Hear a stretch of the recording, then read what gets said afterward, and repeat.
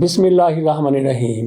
پاکستان کے آئین میں یہ واضح طور پر درج ہے کہ آئین میں اگر کوئی ترمیم کی جائے گی، آئین میں کوئی تبدیلی کی جائے گی، کوئی بھی قانون اسلام کے منافی نہیں بن سکتا۔ میں آپ کے سامنے دوبارہ دہرا دیتا ہوں کہ پاکستان کے آئین کے مطابق کوئی بھی قانون ایسا نہیں بن سکتا جو قرآن کے، حدیث کے، ہمارے مذہب کے منافی ہو۔ لیکن اب یہ صورتحال سامنے آ گئی ہے کہ ایسا ہو رہا ہے۔ پاکستان کا آئین 1973 میں بنایا گیا تھا اور اس میں پھر جنرل ضیاء الحق کی طرف سے بھی کچھ ترمیمیں کی گئی اور اس کے بعد ترمیموں کا ایک سلسلہ چل نکلا۔ ابھی تک ترمیمیں کی جا رہی ہیں، لیکن اتنی زیادہ بھی ترمیمیں نہیں ہوئی کہ سینکڑوں میں پہنچ جائیں۔ ابھی 27ویں آئینی ترمیم ہوئی ہے۔ اس کا مطلب یہ ہے کہ بے تحاشا ترمیمیں نہیں ہوئی، ضرورت کے مطابق ہی ترمیم کی جا رہی ہے اور مفادات کے مطابق بھی ہو سکتا ہے کہ بہت سی ترامیم کی گئی ہوں۔ یہ ایک الگ ایشو ہے۔ میں آپ کے سامنے سپریم کورٹ کا ایک فیصلہ رکھتا ہوں۔ یہ فیصلہ کل ہی آیا ہے۔ جناب شہزاد ملک صاحب بینچ کی صدارت کر رہے تھے۔ ان کی طرف سے جو فیصلہ دیا گیا ہے بڑا ہی حیران کن فیصلہ ہے۔ ان کے سامنے ایک مقدمہ جاتا ہے جو لوور کورٹ کی طرف سے دیا گیا تھا، ہائی کورٹ کی طرف سے دیا گیا تھا۔ اس میں ایک مجرم کو سزا سنائی گئی ہے 20 سال، اس کو کم کر کے 5 سال کر دیا گیا ہے۔ اور یہ کس قسم کا کیس تھا؟ کون سا کیس تھا؟ صرف ایک مرتبہ ہم نام لیں گے مجبوری کے تحت، کیونکہ کچھ الفاظ ایسے ہیں، کوئی چیزیں ایسی ہیں جن کا بار بار تذکرہ، بلکہ ایک بار بھی تذکرہ کرتے ہوئے سر شرم سے تھوڑا سا جھک جاتا ہے۔ صرف نام لینے سے آپ اندازہ کر سکتے ہیں کہ ایسی کیا صورتحال ہو سکتی ہے، ایسا کیا کیس ہو سکتا ہے کہ جس کا نام لیتے ہوئے بھی شرم محسوس ہوتی ہے۔ یہ زنا کا کیس تھا، زنا بالجبر کا کیس تھا۔ یہ سپریم کورٹ میں معاملہ گیا۔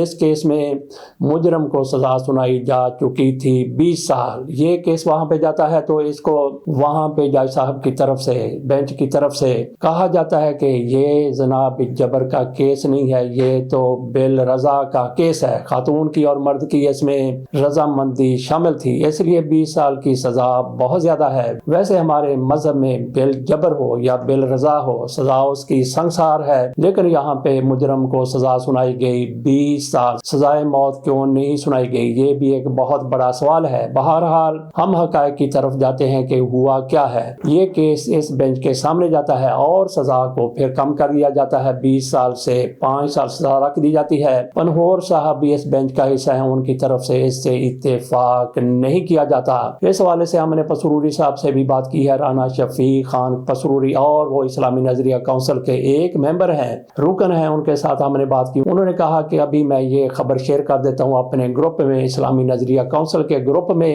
تو ان کے ساتھ بھی ہماری تھوڑی سی مشاورت ہو جائے گی۔ اور رانا شفیق خان پسروری صاحب سے ہی میں نے نمبر لیا، ابتسام الہی ظہیر صاحب کا، ان کے ساتھ بھی میری بات ہو گئی۔ میں نے ان کو میسج کیا تھا، ان کا فون آ گیا، تو اس حوالے سے میں نے ان کے ساتھ بھی بات کی، وہ بھی آخر میں آپ کے سامنے رکھتے ہیں۔ پہلے میرا خیال ہے کہ پورے کا پورا جو فیصلہ ہے، جو کارروائی ہے، وہ آپ کے سامنے رکھ دیتا ہوں تاکہ کسی قسم کا کوئی ابہام نہ رہے کہ جج صاحبان کی طرف سے کیا کہا گیا اور اس کیس میں کس وقت کیا ہوا تھا، اور اس کے بعد ہم مشرف صاحب کے دور میں جو امینڈمنٹ کی گئی وہ بھی آپ کے سامنے رکھیں گے۔ اصل میں فساد کی جڑ کہاں پہ پائی جاتی ہے؟ وہ پرویز مشرف کے دور میں ہی پائی جاتی ہے، اسی دور سے نکلتی ہے۔ پہلے آپ کے سامنے فیصلہ رکھتے ہیں، اس کے بعد پرویز مشرف کے دور میں جو کچھ کیا گیا وہ بھی آپ کے سامنے رکھ دیں گے۔ سپریم کورٹ آف پاکستان نے زیادتی کے ایک مقدمے میں اہم فیصلہ سناتے ہوئے ریپ کی سزا کو ختم کر کے مقدمہ کو بالرضا میں تبدیل کر دیا۔ عدالت عظمیٰ نے ملزم کو سنائی گئی 20 سال قید کی سزا کم کر کے 5 سال قید بمشقت کر دی، جبکہ 5 لاکھ روپے جرمانہ گھٹا کر 10,000 روپے مقرر کر دیا۔ جرمانہ ادا نہ کرنے کی صورت میں ملزم کو مزید 2 ماہ قید بھگتنا ہوگی۔ سپریم کورٹ کی جانب سے رپورٹنگ کے لیے منظور شدہ تحریری تفصیلی فیصلے کے مطابق جسٹس ملک شہزاد خان کی جانب سے تحریر کردہ 6 صفحات پر مشتمل فیصلہ جاری کیا گیا۔ تاہم جسٹس صلاح الدین پنہور نے اکثریتی فیصلے سے اختلاف کیا۔ سپریم کورٹ نے فیصلے میں قرار دیا کہ ملزم کے خلاف کیس ریپ کا نہیں بلکہ رضامندی سے یہ سارا کچھ کرنے کا بنتا ہے۔ عدالت کے مطابق رضامندی سے بے حرمتی کی صورت میں مدعی بھی سزا کی حقدار ہو سکتی ہے۔ یہاں پہ ہم نے اور آگے بھی ہم اس لفظ کو ہم نے یہاں پہ بے حرمتی میں تبدیل کیا ہے، جس کو لیتے ہوئے جیسا کہ بتایا کہ تھوڑی سی ہچکچاہٹ ہوتی ہے، آگے چل کے بھی ہم اس کو بے حرمتی ہی کہیں گے۔ تاہم تاہم مدعا کا نہ تو چالان ہوا نہ ہی ٹرائل کورٹ میں اسے صفائی کا موقع ملا، اس لیے اپیل کی سطح پر بغیر سنوائی مدعا کو سزا نہیں دی جا سکتی۔ عدالت نے واضح کیا کہ ملزم کو بڑے جرم یعنی ریپ کی بجائے چھوٹے جرم بے حرمتی بالرضا میں سزا دی جا سکتی ہے۔ فیصلے کے مطابق ایف آئی آر میں درج ہے کہ متاثرہ خاتون صبح 5:30 بجے جنگل میں حاجت کے لیے گئی تھی، جہاں اس کے بقول گھات لگائے بیٹھے ملزم نے پستول کے زور پر زیادتی کی۔ تاہم عدالت نے نشاندہی کی کہ ایف آئی آر وقوع کے تقریباً 7 ماہ بعد درج کی گئی، جبکہ استغاثہ یہ وضاحت دینے میں ناکام رہا کہ ملزم کو کیسے علم تھا کہ مدعا مخصوص وقت پر جنگل آئے گی۔ سپریم کورٹ نے کہا کہ مدعا نے وقوع کے وقت مزاحمت نہیں کی، میڈیکل رپورٹ میں تشدد یا زخموں کے نشانات موجود نہیں، متاثرہ خاتون کے کپڑے بطور ثبوت پیش نہیں کیے گئے، اور یہ بھی ثابت نہیں ہو سکا کہ کیا کپڑے پھٹے ہوئے تھے۔ واقعہ رہائشی علاقے کے قریب پیش آنے کے باوجود نہ شور کیا گیا اور نہ ہی کسی کو مدد کے لیے بلایا گیا۔ عدالت کے مطابق مدعا نے 7 ماہ تک نہ کوئی قانونی کارروائی کی اور نہ ہی اہل خانہ کو واقعہ سے آگاہ کیا۔ سپریم کورٹ نے ڈی این اے رپورٹ پر حتمی فیصلہ دینے سے گریز کرتے ہوئے کہا، ڈی این اے کی صداقت کا معاملہ کسی دوسرے کیس میں طے کیا جائے گا۔ عدالت نے نوٹ کیا کہ ڈی این اے سیمپلز 1.5 سال بعد لیے گئے، جبکہ میڈیکل ریسرچ پر مبنی جریدوں کے مطابق درست نتیجہ 2 ہفتوں کے اندر حاصل کیا جا سکتا ہے۔ عدالت عظمیٰ نے قرار دیا کہ مدعا کے بیان اور میڈیکل شواہد سے جنسی تعلق قائم ہونا ثابت ہوتا ہے، تاہم شواہد کی بنیاد پر زبردستی کو تسلیم نہیں کیا جا سکتا۔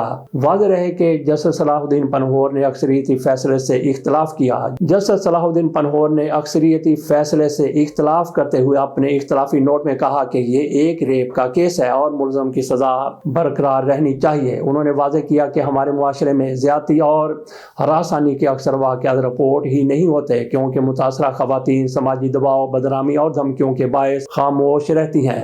اختلافی نوٹ میں مزید کہا گیا کہ متاثرہ خاتون غیر شادی شدہ، کم عمر اور یتیم تھی، جبکہ ریکارڈ پر دھمکیوں کے شواہد بھی موجود ہیں، اس لیے ایف آئی آر میں تاخیر کو اس کے خلاف استعمال نہیں کیا جا سکتا۔ انہوں نے سپریم کورٹ کے سابقہ فیصلوں عرفان علی شیر کیس، محبوب احمد کیس اور زاہد کیس کا حوالہ دیتے ہوئے کہا کہ ریپ جیسے مقدمات میں تاخیر استغاثہ کے لیے مہلک نہیں سمجھی جا سکتی۔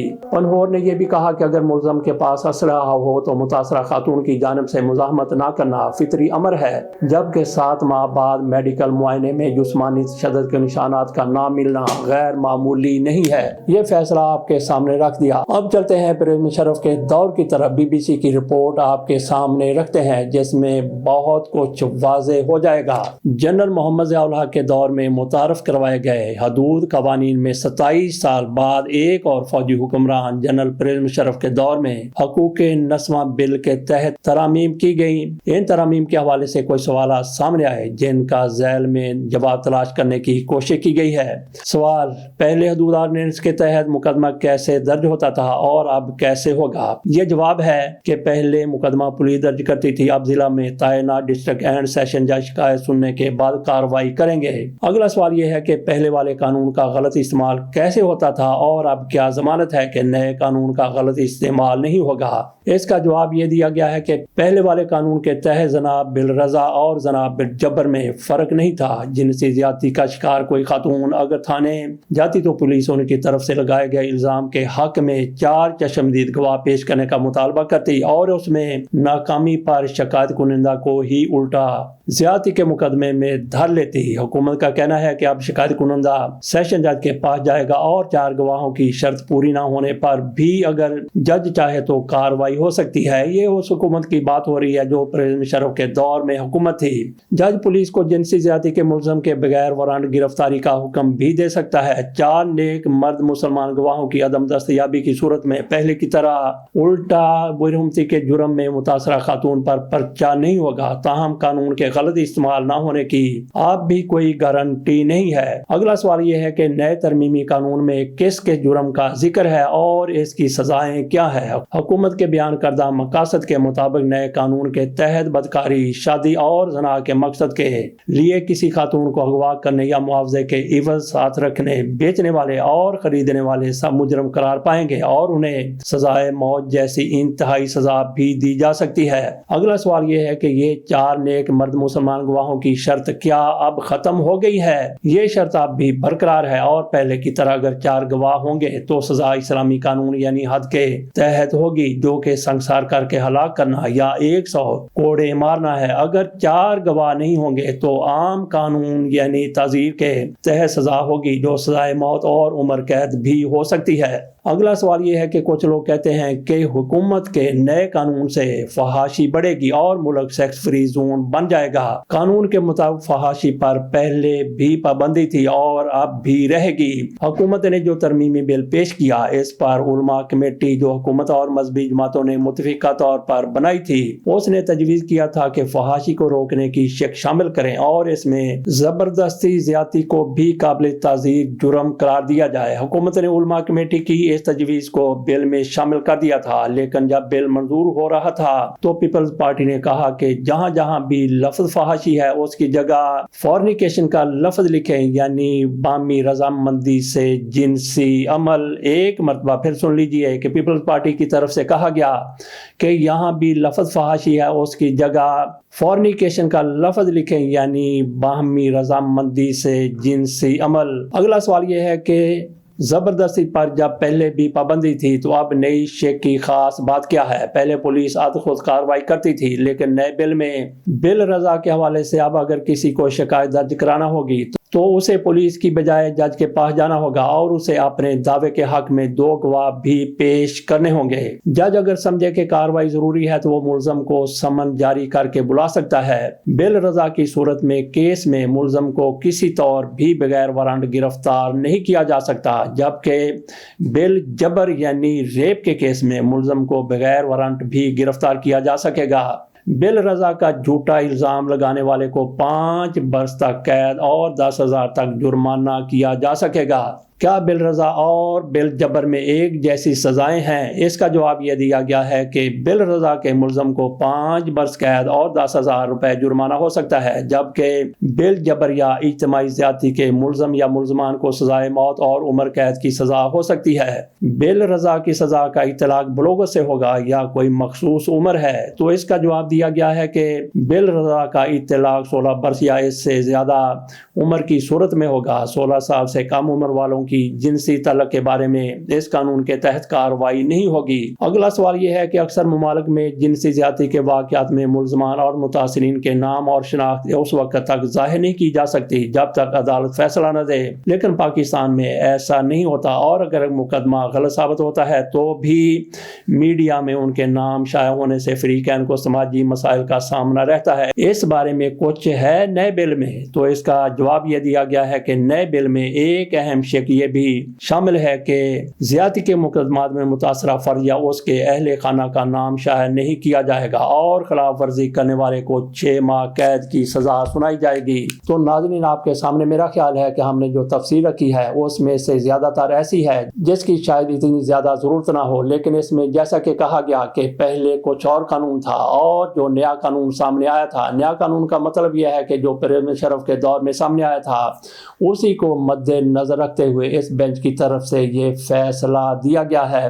اب چلتے ہیں احسان الہی ظہیر صاحب کی طرف سے کیا کہا گیا۔ پہلے رانا شفیق خان پسروری کی بات کر لیتے ہیں۔ جب میں نے ان سے بات کی تو انہوں نے کہا کہ یہ جو سارا سلسلہ ہوتا ہے، یہ جو بل رضا کی بات کی جا رہی ہے یا پھر بل جبر کی بات کی جا رہی ہے، انہوں نے کہا کہ بل جبر والی کوئی بات نہیں ہوتی، یہ سلسلہ ہوتا ہی بل رضا کا ہے۔ انہوں نے کہا کہ نبی اکرم صلی اللہ علیہ وآلہ وسلم کے دور میں ایک شخص آپ صلی اللہ علیہ وآلہ وسلم کے پاس آئے، اس نے کہا کہ میں نے اس طرح سے کیا ہے، تو انہوں نے کہا کہ وہ بل رضا تھا۔ تو نبی اکرم صلی اللہ علیہ وآلہ وسلم اس سے بار بار سوال کر رہے تھے کہ تاکہ یہ اس سزا سے بچ جائے، لیکن اس نے کہا کہ میں پاک اور صاف ہونا چاہتا ہوں۔ اور اس بندے نے جس نے یہ سارا کوئی خاتون کی رضامندی کے ساتھ ہی کیا تھا اس کو پھر سنسار کیا گیا۔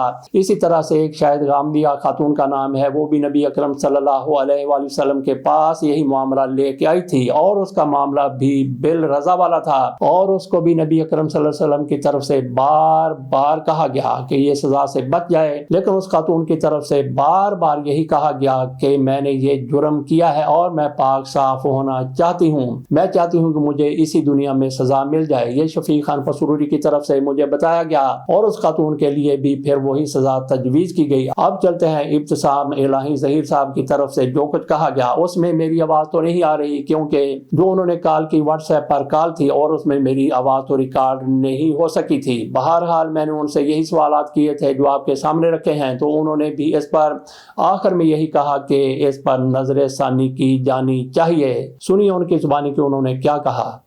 بنیادی طور پر بات یہ ہے کہ رضامندی اور جو جبر کے درمیان تفریق ہے عمومی اعتبار سے نہیں ہوتی اسلام کے قوانین کے اندر۔ فرق صرف یہ ہوتا ہے کہ رضامندی کے اندر جو ہوتی ہے نا عورت، وہ بھی سزا کی حقدار ہوتی ہے، وگرنہ سزا دونوں کے لیے جو ہے نا، اگر غیر شادی شدہ ہو تو 100 کوڑے ہے، اور اگر شادی شدہ ہو تو سنسار ہے۔ ہاں، اگر اس کے اندر کوئی گینگ ریپ ٹائپ کا کوئی کیس ہو تو اس صورت کے اندر جو ہے نا وہ فساد فی الارض کی جو ہے نا شک وہ بھی لگنے کی وجہ سے سزا مزید کیسوں کے اندر، چاہے وہ رضامندی کا زنا کاری کی گئی ہو یا اس کے اندر جبر کا زنا کاری کی ہو، دونوں کی سزا ایک ہی ہوتی ہے۔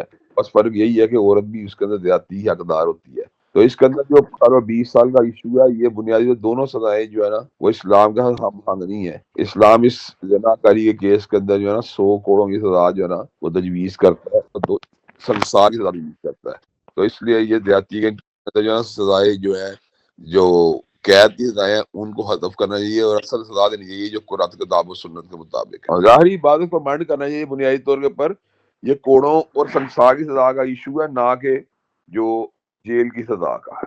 میں یہی کہنا چاہ رہا ہوں کہ اس کے اندر جو سزا تجویز کی گئی ہے بنیادی طور پہ ایسی سزا تجویز کی گئی ہے تو اس کے اوپر نظر ثانی کر کے اس کو اصل سزا کے ساتھ تبدیل کرنا چاہیے جو کتاب و سنت میں آئی ہے۔ تو یہ آپ کے سامنے ابتسام الہی ظہیر صاحب کا بھی تھوڑا سا موقف رکھ دیا۔ ناظرین، بڑی حیران کن بات ہے کہ عدالت کی طرف سے، سپریم کورٹ کی طرف سے، پاکستان کی سب سے بڑی عدالت، اور اس کے آگے کوئی اپیل والی بات نہیں ہے، اس کی طرف سے ایسا فیصلہ دے دیا گیا کہ معاشرے میں اس پر یقینی طور پر باتیں ہوں گی، اور جس طرح سے فیصلہ دیا گیا انہوں نے مد نظر رکھا اسی قانون کو جو جنرل پرویز مشرف کے دور میں شاید بنایا گیا تھا۔ تو یہاں پہ ہم نے یہ بات کرنی ہے کہ اگر ایسا قانون پرویز مشرف کے دور میں بن گیا مسلم لیگ نون کے لیے، کیا وہ اتنا زیادہ اہم تھا؟ پیپلز پارٹی کی طرف سے جو تجاویز دی گئی ان کو قبول کر لیا گیا، تو کیا ایسے قوانین مسلم لیگ نون کی طرف سے بنائے جائیں جو قرآن اور سنت کے منافی ہوں تو کیا ان کو بھی قبول کیا جا سکتا ہے؟ میرا خیال ہے کہ اس قانون کو بھی امینڈ ہونا چاہیے۔ اگر یہ غلط بن گیا ہے، اگر اس میں غلط ترمیم کر دی گئی ہے، اس دور میں پرویز مشرف کے کیا مفادات تھے اور پیپلز پارٹی کے کیا مفادات تھے؟ پیپلز پارٹی اپنے آپ کو سیکولر کہلوانا پسند کرتی ہے، لیکن مسلم لیگ نون والے اپنے آپ کو بہت ہی مذہبی بنا کر پیش کرتے ہیں، تو ان کو کیسے ایکسپٹ کر لیا گیا؟ ہو سکتا ہے کہ ان کی طرف سے مخالفت کی گئی ہو، لیکن اس کے بعد